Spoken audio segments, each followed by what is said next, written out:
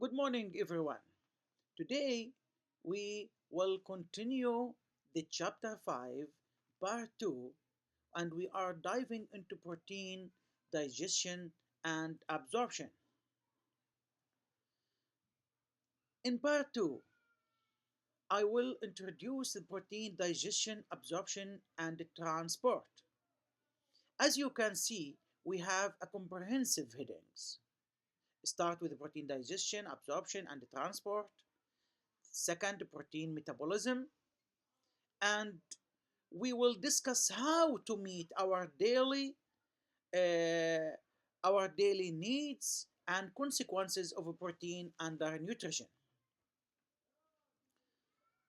And finally, we will move into special topics like food hypersensitive sensitivity disorder, the growing trends of plant-based diets, and the emerging field of nutritional genomics.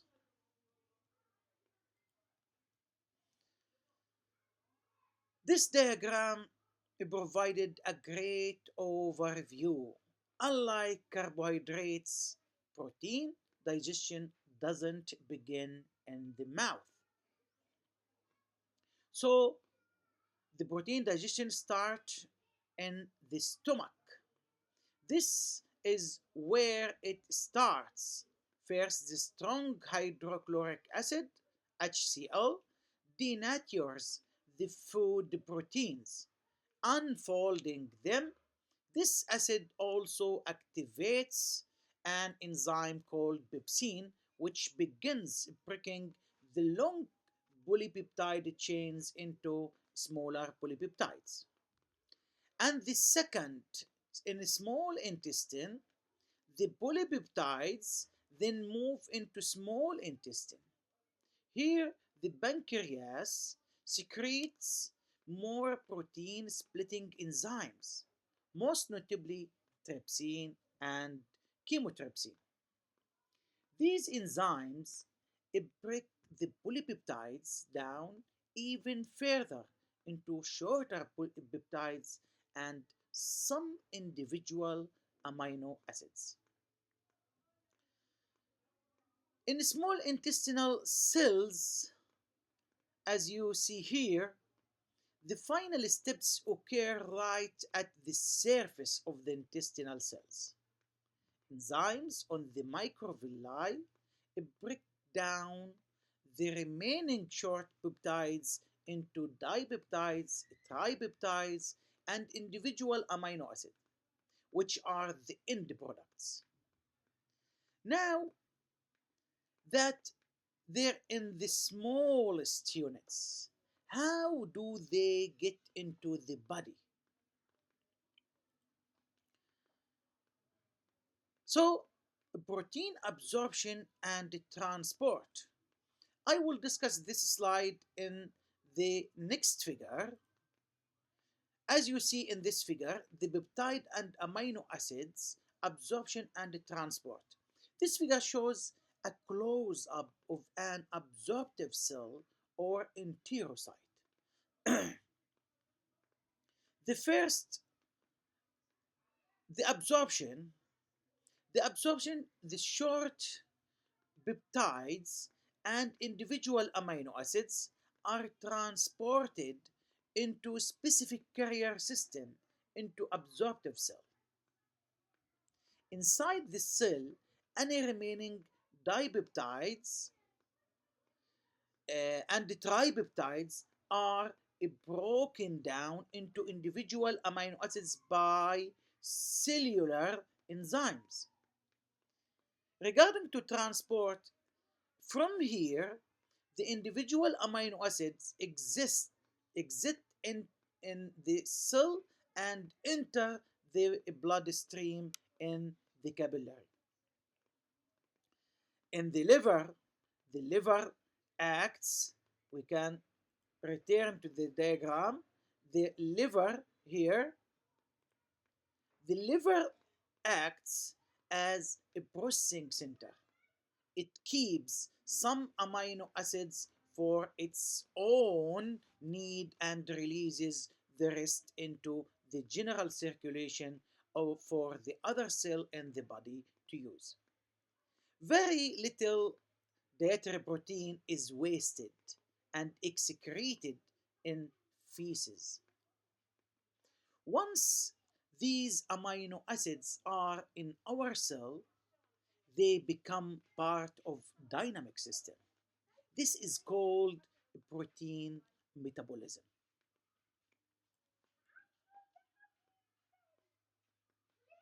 So, protein metabolism, our bodies are constantly remodeling.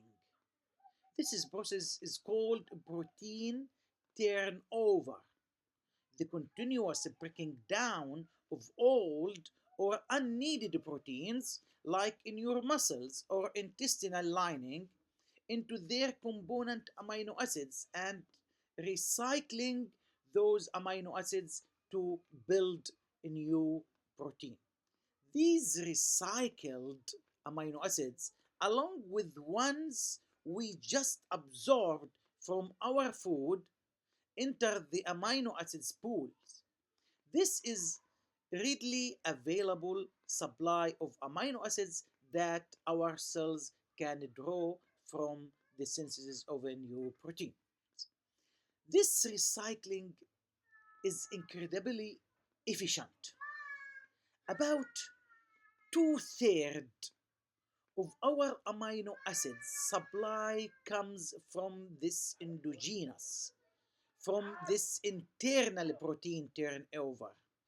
Only about one-third comes from exogenous, means from dietary sources.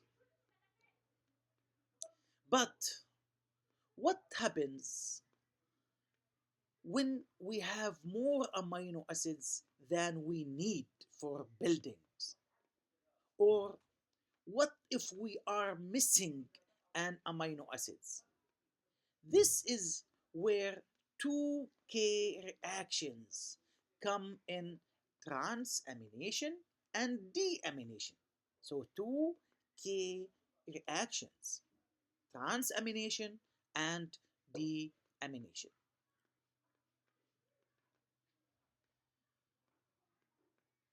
Okay, so transamination, the transfer means the transfer of nitrogen containing group amino group from one unneeded amino acids to a carbon skeleton. And the purpose of this process to create new non-essential amino acids, while deamination means removal of nitrogen containing group amino acids from unneeded amino acids, and the result leaves carbon skeleton used for energy or converted to glucose, fat, and nitrogen group. This is like this slides maybe put in details what I mentioned. The two critical process that occurs primarily in the liver. So the deamination and transamination occurs in the liver. Let's look at the transamination. First, there is transfer of nitrogen containing amino group from unneeded amino acids to another substances to the carbon skeleton, like here, glutamic acids. As you see, the example, the amino acids of glutamic acids is transferred to pyruvic, to the pyruvic acid. The purpose is to create new non-essential amino acids, in this case, that is alanine. So this is how our body synthesizes those 11 non-essential amino acids. Now look at the deamination. This is the removal of the nitrogen containing amino acids from the amino group from amino acids that is not needed. When the amino group is removed from glutamic acids, it leaves behind a carbon skeleton. This carbon skeleton can then be used for energy or converted to the other compounds like glucose or fats. But deamination creates a problem that removed amino acids, amino group is highly toxic because amino groups is highly toxic. So how does the body handle this? This is a crucial concept. The body doesn't store excess amino acids like it stores fat or glycogen. So step 1, any unnecessary amino acids undergo deamination. Step 2, the removed amino acids in H2 from ammonia in H3 in the liver. Ammonia is highly toxic to the body.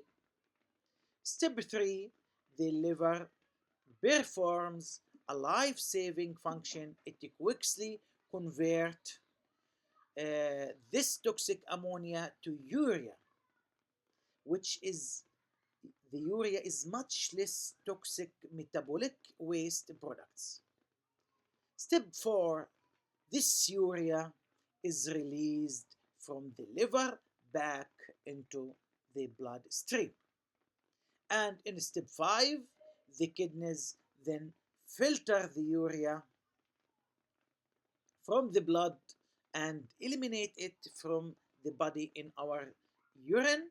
This is the primary way our body gets rid of excess nitrogen because urea levels are so closely tied to protein metabolism and kidney functions. We can measure them as clinical markers, urea in the kidney function.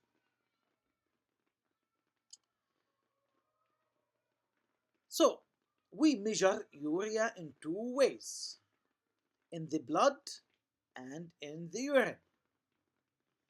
A blood urea nitrogen or PBUN, this is a blood test that is primarily used to assess kidney function. If blood urea nitrogen is high, means over 20 milligram per deciliter, it may mean your kidney are diseased and failing to filter the urea out of the blood. However, it can also be high from very high protein intake or even dehydration. Low blood urea nitrogen, less than 6 milligram per deciliter, can be signs of liver failure since the liver makes the urea or malnutrition. On the other hand, urine urea nitrogen UUN, this test is used as a marker of your protein intake and how much protein your body is breaking down. High UUN over or more than 20 gram may indicates or usually indicates a very high protein intake as more amino acids are being deaminated, while low urine urea nitrogen less than 12 gram is often an indicator of an inadequate protein intake or malnutrition. This balance between the nitrogen we eat and the nitrogen we lose is a key concept called nitrogen balance.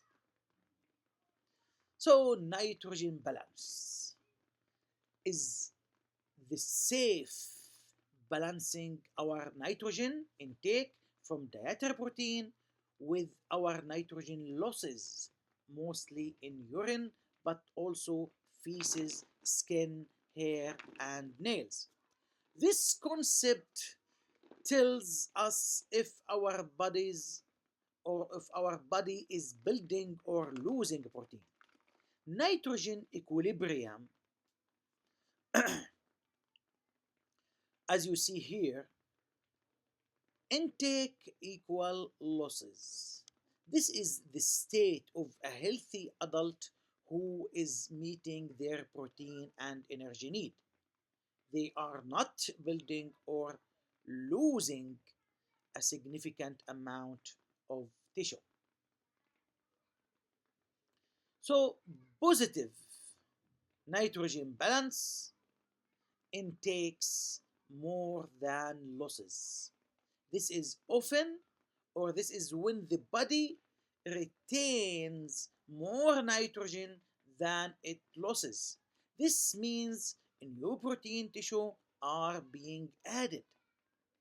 This is normal health states during periods of rapid growth, such as pregnancy, infancy, and puberty, as well as during recovery from illness and in response to resistance exercise. On the other hand, the negative nitrogen balance, the intake is less than losses. This is when the body loses more nitrogen than it retains. This means body proteins are being broken down. This occurs during starvation, during serious illness, during severe injury, or prolonged bed rest. This all begs the question, how much protein do we actually need to stay in balance?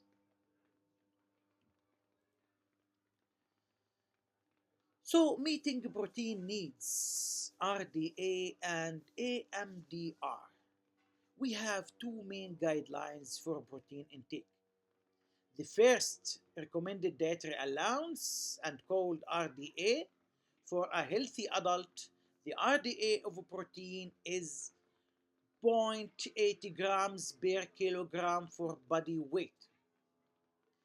To calculate this, you divide your weight into pounds by divide by 2.2 to get your weight in kilogram, or ready your weight in kilogram, so then multiply your weight in kilogram by zero point 0.8 gram per kilogram.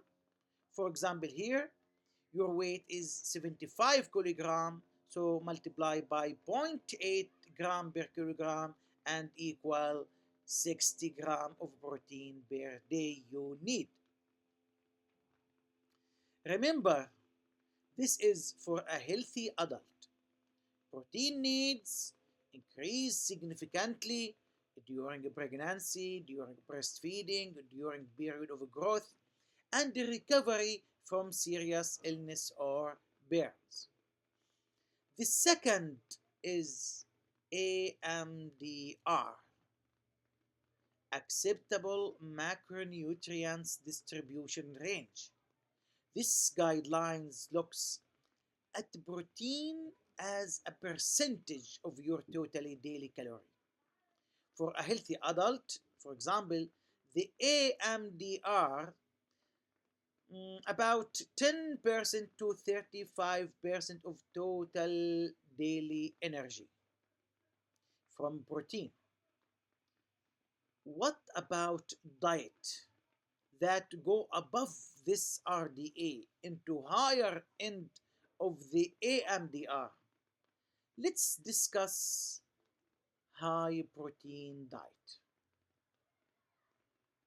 A high protein diet is one of that provides more protein than RDA, often 20 to 35% of the total calorie range. They are very popular for weight losses and building muscles. So, the possible advantages: weight loss. Protein is the most satiating macronutrients. Feeling satiety. It promotes fullness and can reduce hunger, often leading to spontaneous reduction in calories intake. And in muscle maintenance also. During weight loss, high protein diet can help the body retains its lean muscle mass. And the other benefits studies suggest it may also help with the blood sugar regulation and improve blood pressure and blood lipid level. The possible disadvantages: kidney stress. This is a major concern. The high protein load increase the burden of the kidney to filter urea. This is not problematic for healthy adults, but it can be dangerous for those with a pre-existing kidney disease. So this is a very important point.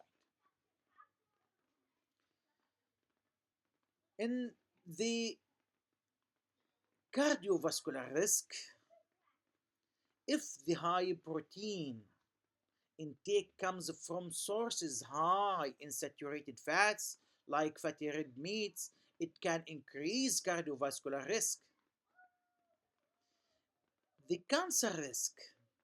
Some studies have found correlation between high intake of processed and red meat and an increased risk of colorectal cancer. Also, the osteoporosis risk: increase urinary excretion of calcium, increase the risk of bone fragility leading to the fracture. We've talked about high intake, but what about the opposite?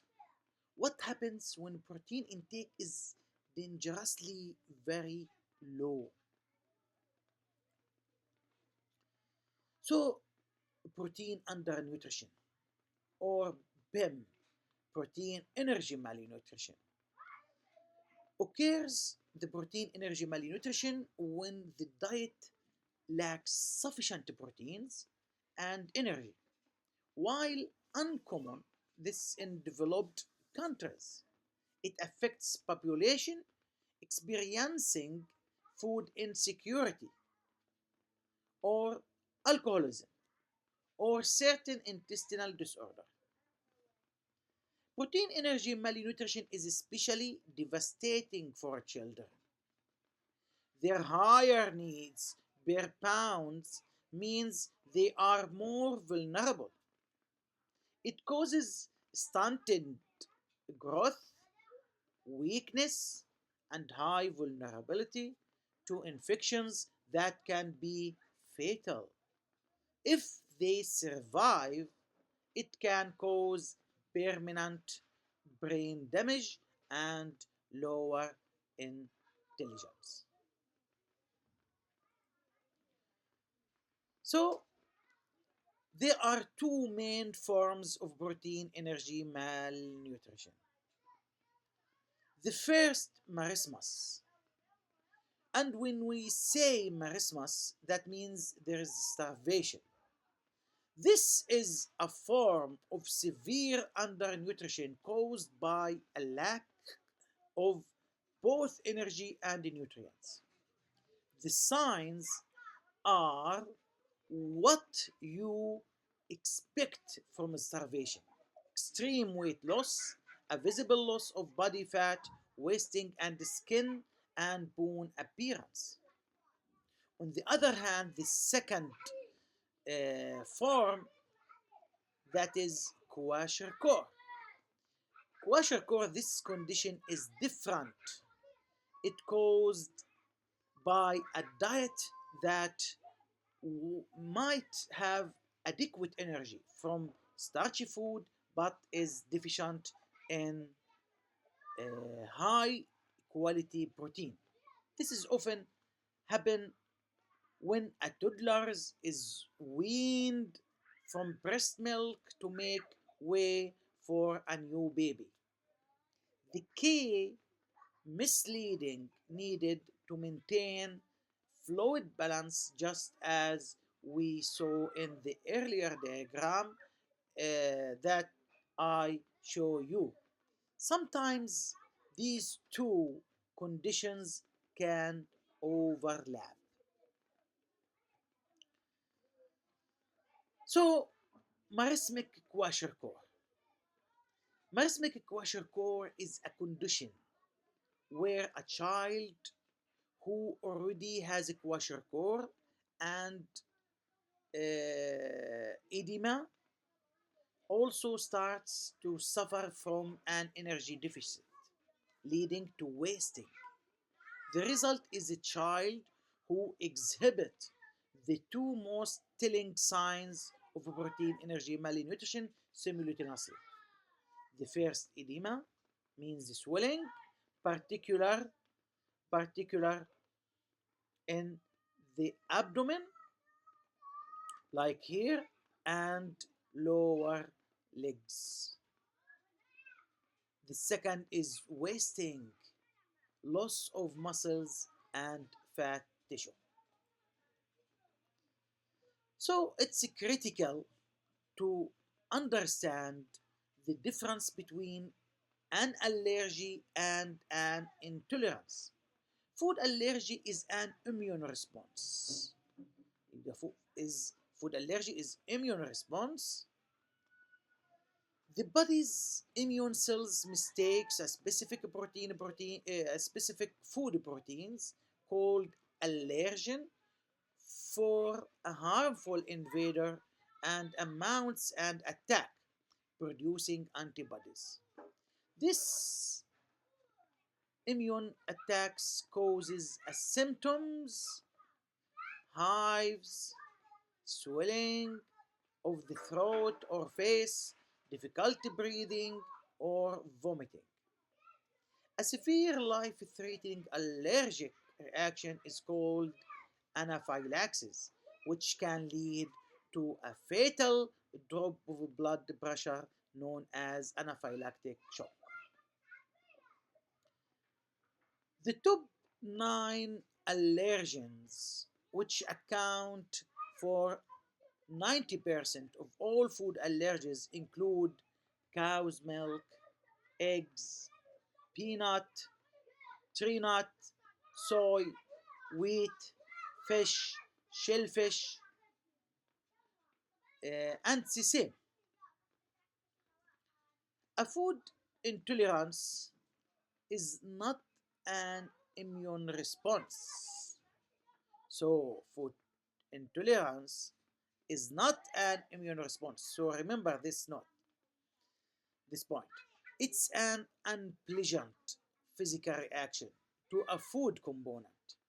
Examples include lactose intolerance, non-protein sensitivity to uh, sensitivity to caffeine, for example, or difficulty the digesting for food maps, a type of carbohydrate means food maps. This is one condition that is often confused for an allergy but is actually an immune disorder like in celiac disease. So, when I mention or talk about celiac disease, I want to define this disease. Celiac disease is not a wheat allergy, it is an autoimmune disorder. And the mechanism is a person with genetic predisposition consumes gluten, a protein found in wheat, in barley, in rye. The immune system reacts by producing antibodies against the gluten protein. Here's the autoimmune part. Those same antibodies also attack the person's own intestinal tissue. Specifically, they damage and flatten the villi, the tiny finger-like projection that are essential for absorbing nutrients. The result of this damage is malabsorption even if the person eats healthy diet. They become undernourished. This causes symptoms like abdominal pain, chronic diarrhea, and in children, poor growth. The only treatment is strict lifelong gluten-free diet. Related to this but different is more recently characterized condition non-celiac gluten sensitivity or NCGS. Non-celiac gluten sensitivity is an intolerance to gluten containing foods. It's diagnosed in people who don't have celiac disease, so their antibody tests are negative and their villi are not damaged and do not have wheat allergy. Symptoms are often similar to celiac or irritable bowel syndrome, including abdominal pain, bloating, and diarrhea.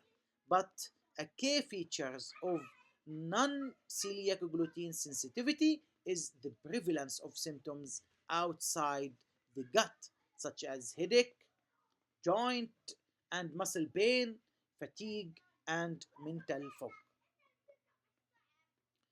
So, the diagnosis now. The diagnosis is a process of exclusion. You first rule out celiac disease and wheat allergy. Then, elimination diet is used, followed by food provocation test or FBT. FBT, provocation test, to see if symptoms disappear when gluten is removed and reappear when it's reintroduced. The treatment, like for celiac disease, is to strictly avoid gluten containing foods. Let's look at one more disorder. This one genetic error of amino acids metabolism is phenylketonuria or PKU. Phenylketonuria or PKU is a rare genetic metabolic disorder. It is an inborn error of our metabolism where a genetic mutation prevents the cells from producing a working enzyme called phenylalanine hydroxylase. Phenylalanine hydroxylase, the enzyme's job is convert the essential amino acids phenylalanine into the non-essential amino acids tyrosine. In a person with PKU or phenylketonuria, this conversion is blocked. So this is the problem. The result is that phenylalanine and its toxic byproducts builds up in the body, which damage nerve cell and the brain, and if untreated cause severe intellectual disability. This is why all newborns in most of the countries are tested for PKU at birth.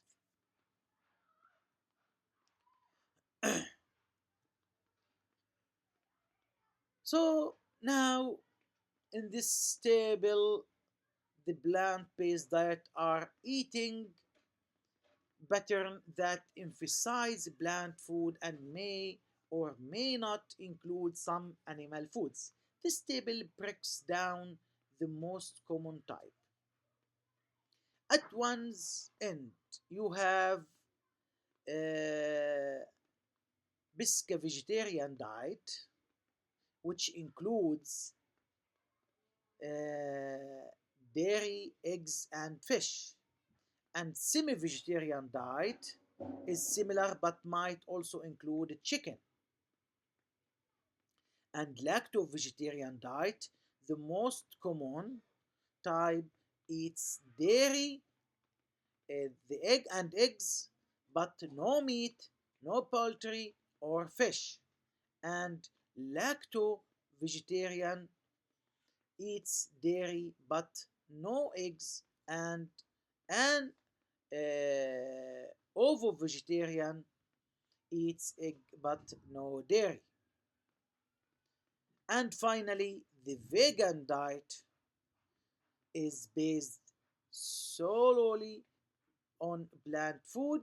It completes, eliminates all animal foods and even products produced by animals such as honey. So the type of plant-based diet, there is a, a pesca vegetarian diet, semi-vegetarian diet, lacto-ovo-vegetarian diet, and lacto-vegetarian diet, and ovo-vegetarian diet, and finally the vegan diet.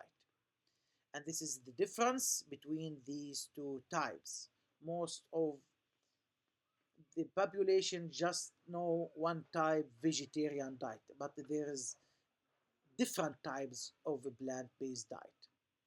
When planned well, these diets can be very healthy, but there are important nutritional considerations. So, in this table, summarize the nutritional consideration for a plant-based diet. The advantage and disadvantage. The advantage will plant-based diets are often lower in saturated fats and calories. They are generally much higher in fibers, phytonutrients, folate, vitamin E, vitamin C, and minerals like potassium and magnesium.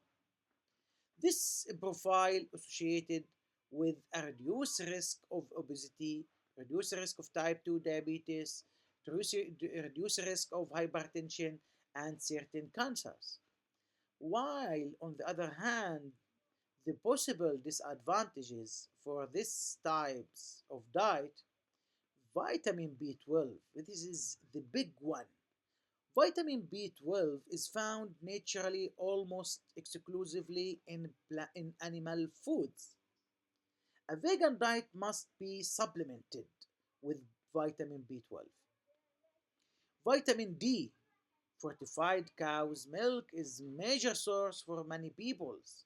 So those who avoid it must get vitamin D from fortified plant milks or from sunlight. Regarding to the minerals, calcium, iron, and zinc are all less bioavailable from plant sources. Vegan needs to be strategic to get enough. Regarding to the omega-3, eicosapentaenoic acid and, and eicosahexaenoic acid, EPA and DHA. These are found in fish, while plant sources like flax uh, provided also just not active omega 3 because it provide ALA and convert the ALA to EPA and DHA. Forms is very low. And As we have discussed, high quality protein requires careful planning and complementation. This concern becomes specifically or especially critical during certain life stages. So, we must be extra careful when planning a plant based diet for children and especially in pregnant women. For children, children have much higher protein and energy needs per a kilogram for body weight than adults. Plant food are high in fiber and bulk, which can make a child feels full long before they have actually consumed enough calories or protein. A vegan diet for a child must be very carefully planned and their growth closely monitored. While in pregnancy breastfeeding, vegans, a vegan mother should consult with her healthcare providers about taking vitamin B12 supplements. If the mother's diet lacks vitamin B12, her breast milk will also be deficient. This is extremely dangerous, as vitamin B12 deficiency in an infant can lead to severe developmental delay and permanent neurological damage. This is begin brings us to our final topic. Look at the future of the nutrition science, nutritional genomics. It's broken into two parts: nutrigenetics and nutrigenomics. Nutrigenetics, this studies how your inherited genetics variation, your genes, influence your body's response to nutrient. This is genes go to food response. It helps explain why a low fat diet might lower cholesterol in one person but have no effect on some else with different genetic makeup. On the other hand, nutrigenomics, this studies how the nutrient in your food, like vitamins or alcohol, affect the expression of your genes. This food uh, lead to gene expression. A classic example is how alcohol consumption during pregnancy can alter gene expression to cause birth defects. The ultimate goal of this field is to move away from one size fits all dietary advice and toward personalized in nutrition, where recommendations are tailored to an individual's unique genetic and physiological profile.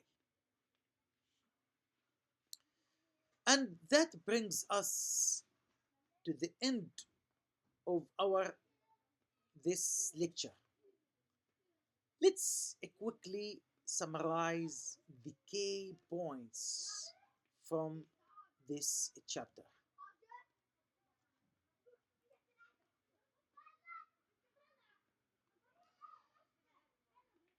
So, the summary: digestion using enzymes like pepsin and trypsin breaks protein into amino acids which are absorbed and sent to the liver.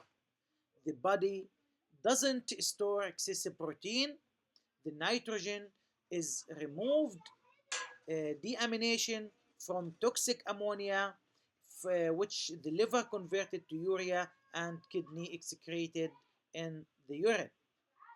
Protein energy malnutrition includes marasmus, means wasting from starvation, and kwashiorkor means edema from protein deficiency. Celiac disease is an autoimmune reaction to gluten, whereas food allergy is an immune reaction to protein, and intolerance is a non immune reaction. And finally, plant based diet can be very healthy but must be carefully planned to avoid deficiencies, especially in vitamin B12, in vitamin D, and calcium and iron. So, thank you for your attention and see you in the next lecture in chapter 7. Thank you and see you later. Goodbye.